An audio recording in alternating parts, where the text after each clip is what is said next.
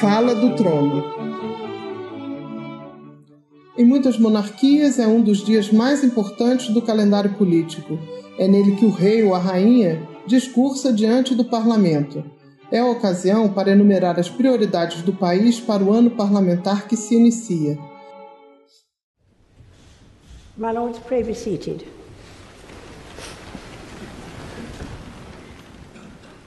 Na Inglaterra, há 6 décadas, a Rainha Elizabeth faz o discurso de abertura do Legislativo diante da Câmara dos Lordes e da Câmara dos Comuns, as 2 casas do Parlamento. É uma tradição de 5 séculos. My lords and members of the House of Commons. Mr. Speaker, Mr. Vice President, members of Congress, my fellow Americans. Os Estados Unidos nunca foram uma monarquia, mas o presidente fala diante de senadores e deputados uma vez por ano. É o discurso do Estado da União. O Brasil também já teve sua fala do trono. Como indica o nome, ela existiu durante o Brasil Império. A primeira foi em 1823, um ano depois da independência. A última, em 1889, poucos meses antes da proclamação da República. O discurso era proferido 2 vezes por ano, na abertura e no encerramento da sessão legislativa. O local era o Palácio do Conde dos Arcos, que era então a sede do Senado e onde hoje fica a Faculdade de Direito da Universidade Federal do Rio de Janeiro. Começava sempre com a mesma fórmula: augustos e digníssimos senhores representantes da nação. Em geral, quem discursava era o próprio imperador, usando coroa, papo de tucano e o manto imperial, como mostras da pintura feita por Pedro Américo.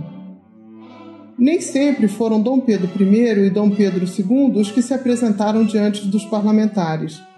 Entre a abdicação do primeiro e a maioridade do segundo, a fala do trono foi tarefa dos regentes, como o padre Diogo Antônio Feijó.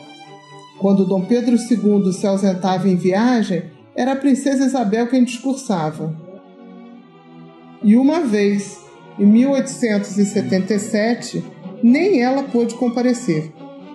Em seu lugar foi o ministro do Império, Antônio da Costa Pinto.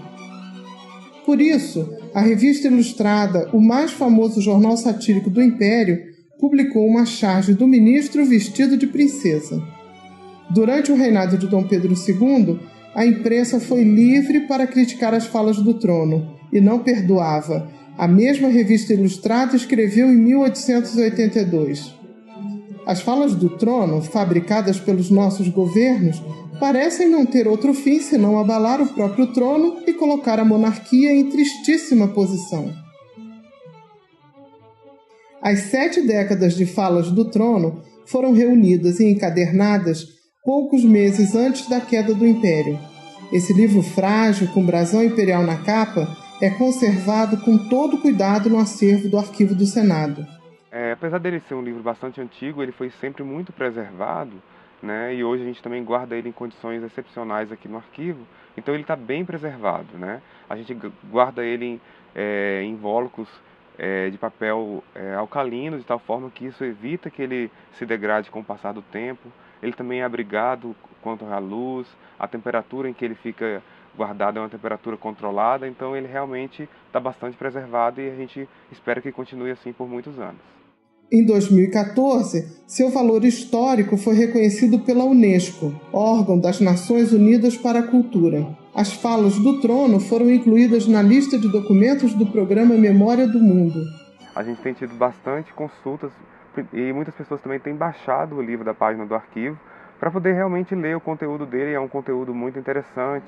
Com a proclamação da República, a fala do trono foi substituída por uma mensagem presidencial lida na abertura dos trabalhos do Legislativo. O presidente da República não vai ao parlamento. O ministro entrega a mensagem ao presidente do Congresso e ela é lida por um parlamentar. A pompa do ritual da fala do trono não existe mais, mas essas páginas da história do Brasil estão preservadas nos arquivos do Senado.